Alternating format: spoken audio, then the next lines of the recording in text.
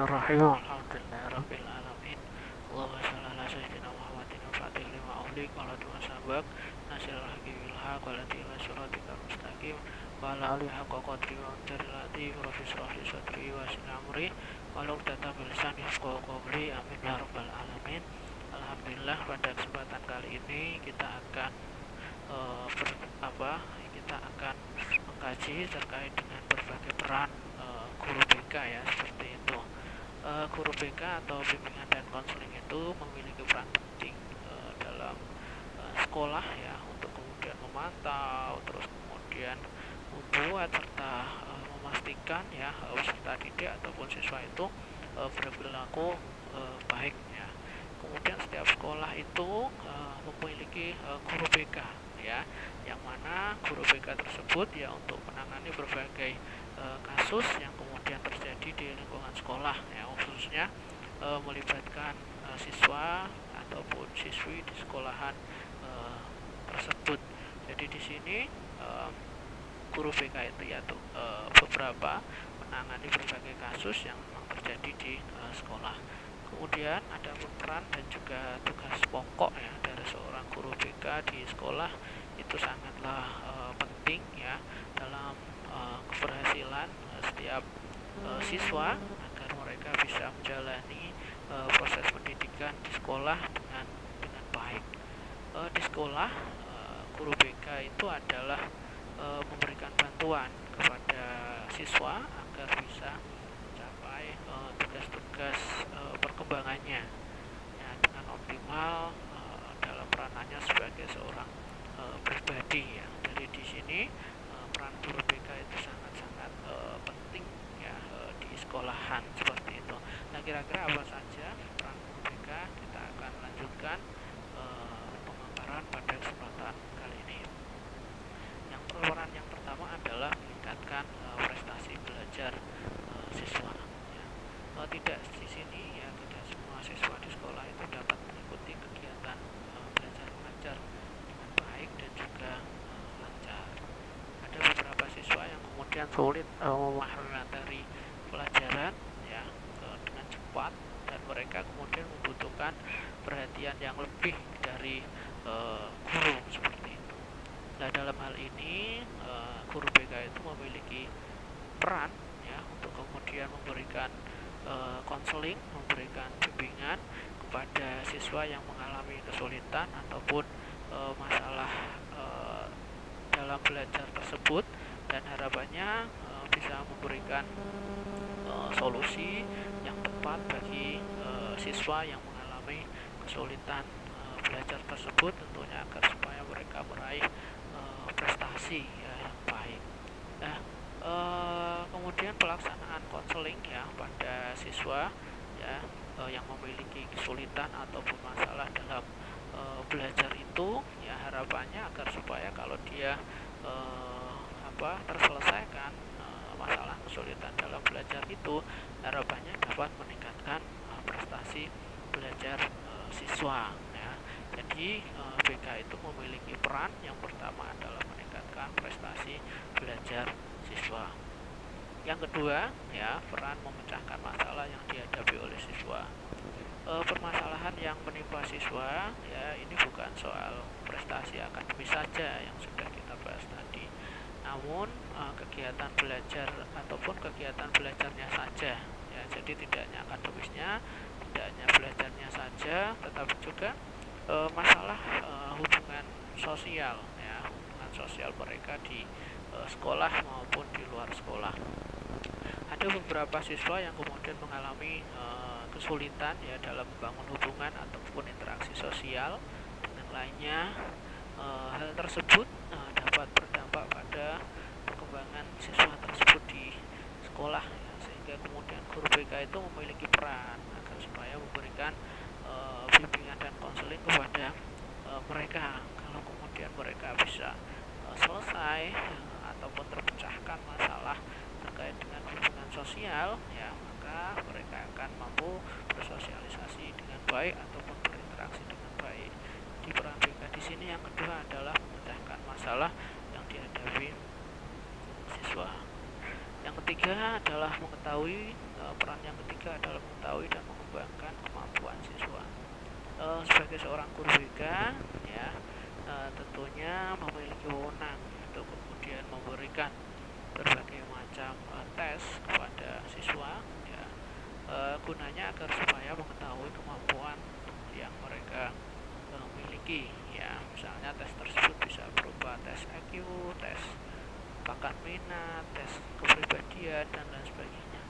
Nah, harapannya melalui tes tersebut, ya, semua aspek yang ada di dalam diri siswa itu bisa kemudian terlihat dan diketahui oleh konselor ataupun seorang guru BK, sehingga di sini memudahkan guru BK ataupun konselor, ya, untuk kemudian memberikan bimbingan dan juga konseling yang kemudian berguna bagi perkembangannya, ya. Jadi kita harus mengetahui, ya, setelah kita tahu kemudian kita harus mengembangkan, ya, kemampuan maupun potensi yang dimiliki oleh peserta didik kita.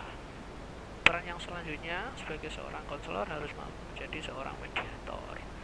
Nah, guru BK yang memiliki peran sebagai mediator di sini adalah mediator antara pihak sekolah dengan orang tua, ya, ataupun dengan pihak manapun lah, ya. Di sini khususnya ketika siswa tersebut mengalami masalah di sekolah, ya, karena orang tua, ya, di sini khususnya orang tua itu harus mampu mengetahui perilaku dan juga sikap anaknya di sekolah, ya. Nah, sekolah di sini memiliki tanggung jawab untuk kemudian mendidik seluruh siswa-siswi di dalamnya, namun ada beberapa masalah yang kemudian perlu dilaporkan kepada orang tua siswa. Dan di sini sekali lagi guru BK harus mampu menjadi seorang mediator. Nah, dalam hal ini guru BK bisa membuat pertemuan dengan orang tua siswa, ya. Konselor ataupun guru BK juga bisa nantinya mendiskusikan, kemudian juga meminta orang tua siswa untuk kemudian mengatasi permasalahan anaknya. Jadi harus bisa menjadi mediator, kemudian harus mampu berkolaborasi, ya, dengan orang tua siswa tersebut. Kemudian peran yang selanjutnya adalah memberi motivasi belajar, ya, pada siswa. Guru BK, ya, juga harus memiliki peran sebagai motivator, ya, khususnya dalam belajar bagi peserta didik. Melalui motivator belajar yang kemudian diberikan oleh guru BK, itu harapannya dapat meningkatkan semangat, ya, dan juga mereka jadi lebih giat, ya, dalam belajar. Sebagai seorang konselor, ya, panjenengan juga bisa membantu mereka, ya, bahwa belajar itu sangat-sangat penting, ya, dalam hal motivasi untuk apa, untuk kemudian menggapai cita-cita dan juga masa depan yang cemerlang, ya. Itu sebagai upaya motivasi. Oleh sebab itu, ya, guru BK harus dilatih, ya, untuk selalu kreatif dalam motivasi siswa, ya. Jadi kita harus selalu berlatih bagaimana agar supaya seorang konselor itu bisa memberikan motivasi yang efektif, ya, khususnya terkait dengan motivasi belajar bagi peserta didik. Kemudian peran yang selanjutnya memberikan materi pengembangan diri dan pelajaran budi pekerti, ya. Materi pengembangan diri dan juga budi pekerti di sini, ya, itu tak kalah penting, ya, dengan materi-materi yang lain, ya, ataupun materi pembelajaran yang lain, ya.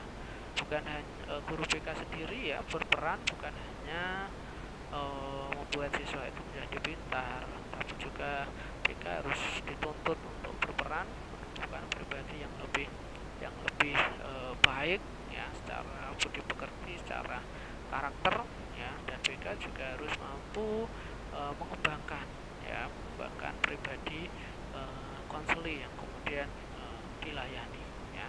Itu jadi harapannya tidak sekedar prestasi, tidak hanya dalam hal belajar, tapi dalam hal karakter ini juga harus kemudian dibentuk oleh seorang konselor.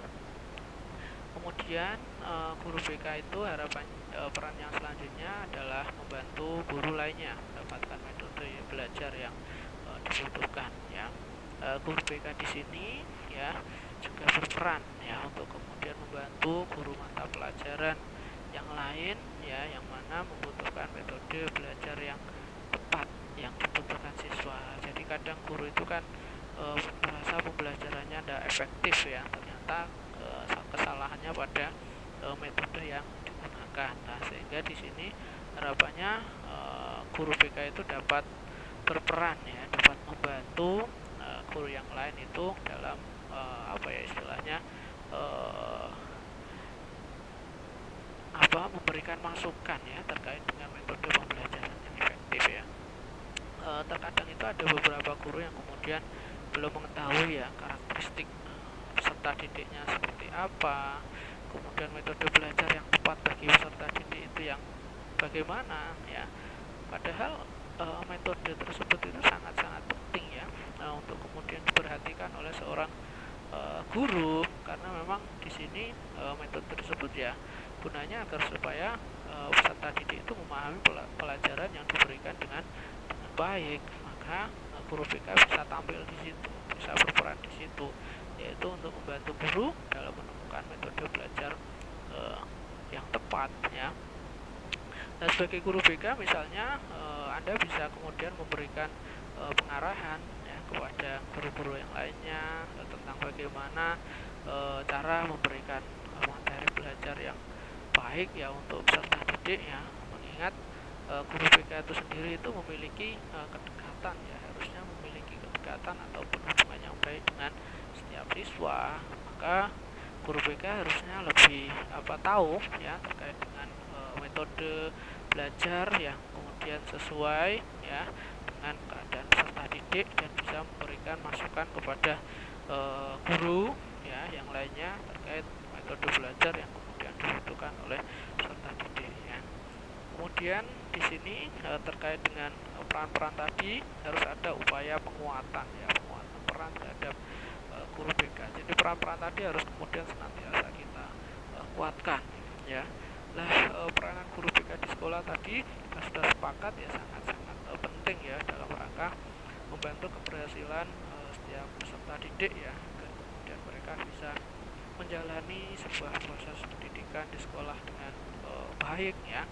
Guru BK juga kemudian dituntut untuk kemudian mengetahui ya dan juga memahami ya perilaku mereka peserta didik ya, serta kemudian memberikan konseling kepada siswa sehingga kemudian bisa membantu peserta didik ya dalam mengatasi permasalahan yang dialami oleh siswa itu sendiri ya. Maka penting sekali peran guru BK di sini, dan guru BK sendiri ya berperan dalam kemudian memberikan layanan ya kepada siswa agar kemudian mereka bisa memahami dirinya, kemudian masalah yang dialaminya, kemudian bisa mengambil keputusan ya, serta harapannya peserta didik tersebut bisa bertanggung jawab ya, dan kemudian menjadi manusia yang mandiri.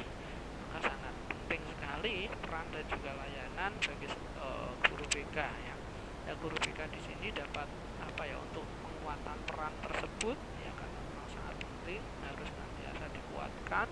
Nah, maka guru BK dapat dalam penguatan itu guru BK dapat mengikuti pelatihan counseling agar kemudian guru BK dapat memiliki pengalaman sebagai bahan acuan ya dalam memberikan layanan konseling kepada peserta didik ya. Jadi kita harus nantiasa mengikuti pelatihan, melaksanakan pengembangan diri ya, mengikuti pelatihan, seminar, workshop ya, ataupun bisa juga studi lanjut agar supaya dalam rangka memperkuat ya peran guru BK di dalam sebuah proses layanan bimbingan dan konseling yang dilaksanakan di sekolah ya.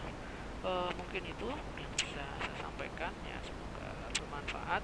Terima kasih atas segala perhatian. Assalamualaikum warahmatullahi wabarakatuh.